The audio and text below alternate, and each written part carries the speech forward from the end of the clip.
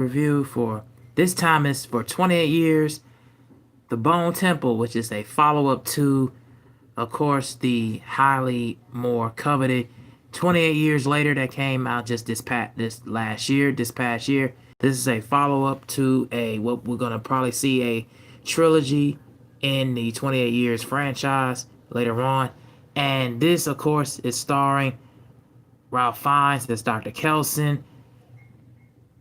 Jack O'Connell plays the villain called Jimmy Crystal. Chai, Lewis Parry, Erin Kellyman, and the rest of Jimmy Crystal's cult family. Cillian Murphy as Jim, Aaron Taylor Johnson, and several others. Dr. Kelson finds himself in a shocking new relationship with consequences that could change the world as he knows it, while Spike's encounter with Jimmy Crystal becomes a nightmare he can't escape. Now, before I get really in depth with this film, let me just tell you a few things of why I was very skeptical going into Bone Temple. Well, number one, just to let you know, although I did like some aspects of 28 Years Later, its original first installment predecessor, the things that I liked about that was I loved the gruesome, violent ways of the infected and the zombies and how they were pretty much terrorizing like homes, and how pretty much that was a overall like central theme and where it became more known that these kids were so afraid and were so terrified of these zombies and so afraid of the infected just coming in and swarming in, forcing one person, one character at a certain age, Spike, I believe, at a young age, to forcing him to escape and end up not being held and captivated. And then once he escaped and went into like this, the wilderness part at the beginning point, it was an absolute outbreak where a big quarantine had happened, and certain families were like inside for quarantine over several decades, and also during the fringe of a war going on at the time. They were all like, a lot of the kids and a lot of the families were all like very much stay locked in, and so in case they wouldn't get affected. So I like the beginning aspects of that because it was, like I said, like very terrifying images, very gruesome, very violent in the beginning portion. But the things that I dislike about that first installment was how once it transitioned to that second half, it became more of a drama, fantasy horror film, and very much comedic elements which it did involve with Jack O'Connell's Jimmy Crystal, and I was not agreeing with the narrative and was not agreeing with the way that the storyline was portrayed, and it became more of an afterthought of showing of the zombies and zombie creatures. And then once they did show them how they was affected and the effect and how they was killing people, how they was unaliving individuals, it made it more of like carnage candy. It made it more of like just comedic value instead of actually being an antithesis, and made it a very intricate part of where the film was actually finna go into a really good direction. But it just didn't go that way. It went in a complete opposite direction, and it made it more, like I said, like carnage candy. It made it more uneventful and uninteresting, and I just didn't really feel that and also when it got towards the end where Spike and his father and everything had some disagreements, and then of course in that film we found out more about his mother and how she ended up having cancer in that film, and like everything like that, just those things kind of got wrapped around and got so abrupt and interrupted because of the drama and fantasy aspect, and to that film it became more horror, and I wasn't feeling that aspect of the film. And so those are the things that I really did not like about the original and the first film. Now, going into Bone Temple, I was wondering how they're gonna follow up of what we saw in that abrupt ending, and because you got a new director in Nia DaCosta, you got a similar cast from the first predecessor. I'm wondering how they're gonna fill out and fill up and really take into a back of going to be a lot different and how to go into this other direction. And boy, does it explain so much of that abrupt ending, and it explains so much of that lackluster second half, because they get right into things of Dr. Kelson and his way of luring back this alpha figure called Samson in the film. He was another intricate part of what was following into him, and there was a lot of biblical references too. It's very atheistic kind of cult film in that aspect, especially involving him and his interactions with Dr. Kelson. I thought that was very intriguing, especially how it was some sort of involvement when it came to like a medical procedure. I thought that was kind of really compelling and interesting in that part. Another thing that I really like about this film is how they explain certain elements. It explains certain elements involving with Spike's encounter with Jimmy Crystal, and it does not go to plan of what she wants to go with it. And it and you kind of seen like Spike, he's trying to,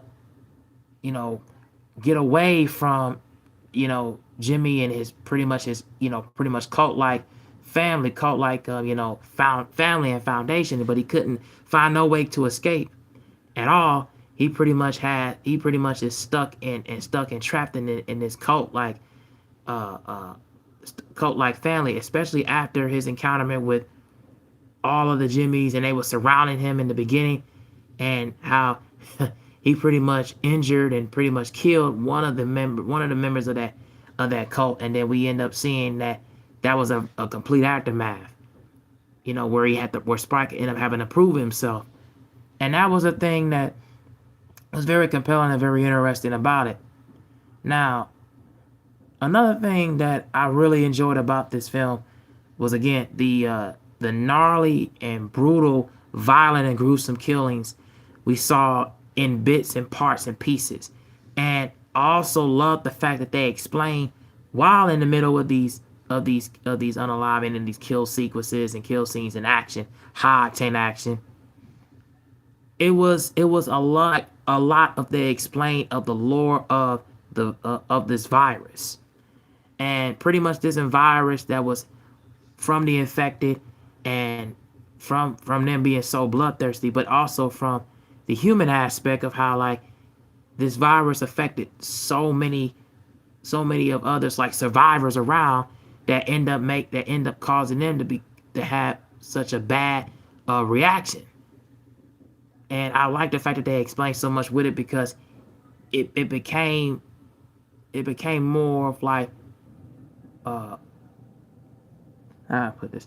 It became more of like an environment that pushes something. I feel like it was pushing more of the boundaries. It was pushing more of the boundaries. So in that sense, I really enjoyed that. About the film, as far as like you really figure out where all these characters are at their points, and it also has a lot of it also has some flashback scenes, involving with like I said, with Dr. Kelson and his interaction with one of the infected creatures, and Simon.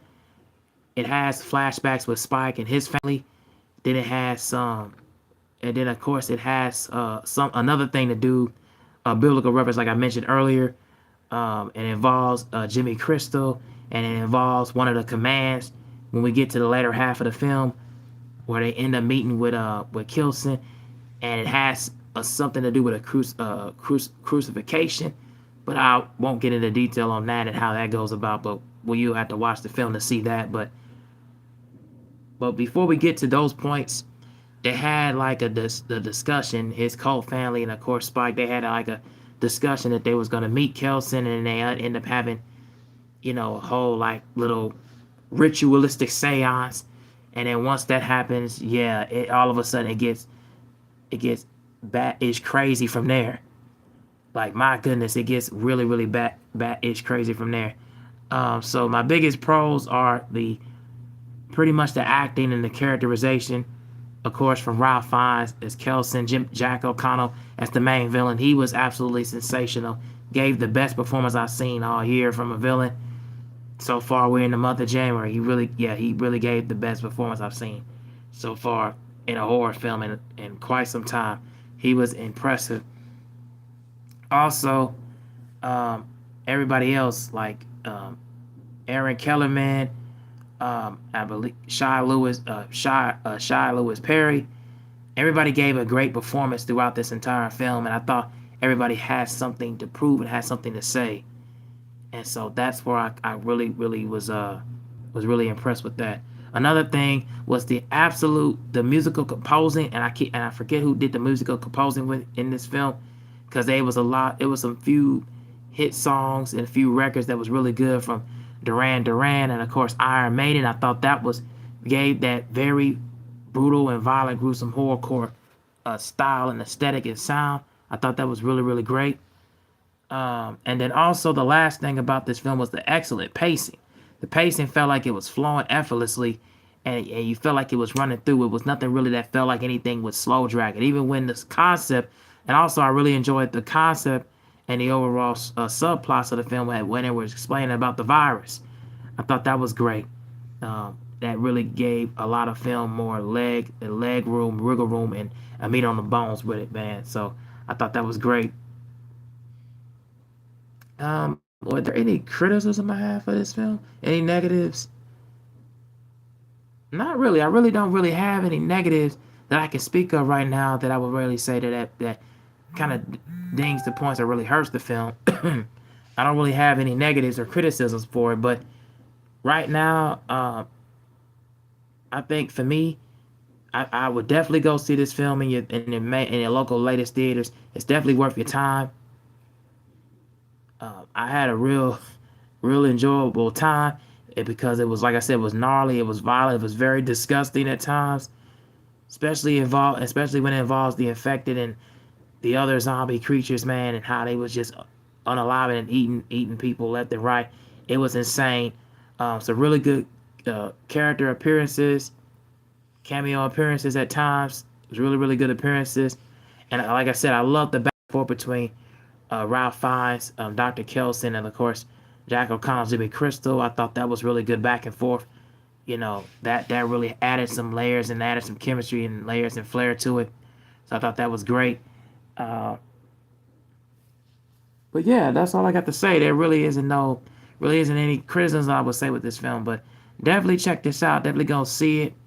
My rating right now, this is definitely one of the better January releases. This is actually how you kickstart and start off a January release for horror, right then and there, you know, and it leaves effortlessly. It keeps the pacing goes so far from the beginning to the end. You're locked in, you're glued to the edge. It keeps you on the edge, and like I say, you're wondering because it's going to be a trilogy, what's going to happen next. So I give this film so far right now I'm feeling like a 3.5 stars out of 4, and it could possibly grow and change from there depending on my viewings, because I definitely will go back and see this a second and third time because it's definitely worth it.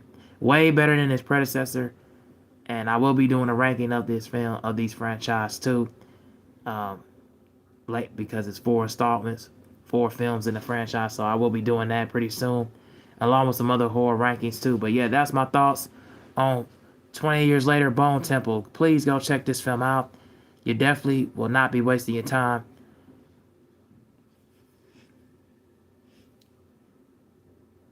Definitely won't be wasting your time. Yep, 3.5 out of 4 stars. I'm feeling it right now. All right, guys. Thank you all for watching. I am out.